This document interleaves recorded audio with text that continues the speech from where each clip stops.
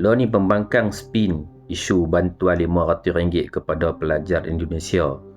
Kononnya kera di hutan disusukan, rakyat Malaysia diketepikan. Sara cuma RM100 kata dia. Aku nak betulkan dengan fakta. Pertama, bantuan kecemasan kepada negara luar ni bukan benda baru. Malaysia dah lama bantu Filipina, India, Palestin atas dasar kemanusiaan dan solidariti serantau. Kalau negara kita ditimpa bencana, kita pun harap dibantu oleh jiran kita. Jangan jadi bangsa yang sombong dan lupa diri. Kedua, kata rakyat Malaysia tak diutamakan. Ni data rasmi Kementerian Kewangan. Hampir 9 juta rakyat Malaysia terima STR. 5.4 juta penerima manfaat SARA. Tahap penggunaan 95% hingga 100% di semua negeri. Penggunaan yang sangat tinggi.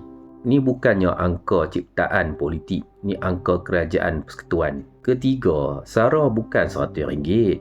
SARA RM1,200 sehingga RM2,400 setahun. Dengan peruntukan STR tambah dengan SARA, RM10 bilion dibelanjakan oleh kerajaan pada tahun 2024 dan RM15 bilion 2025.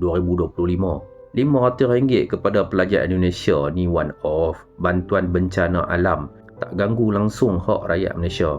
Hakikatnya rakyat Malaysia terima bantuan berganda setiap bulan, setiap tahun. Allah peringat kita dalam surah Al-Baqarah ayat 274 yang mafhumnya orang yang berinfak siang dan malam, terang ataupun sembunyi, tiada takut dan tiada duka cita. Lawan fitnah dengan fakta, share video ni biar angka yang bercakap.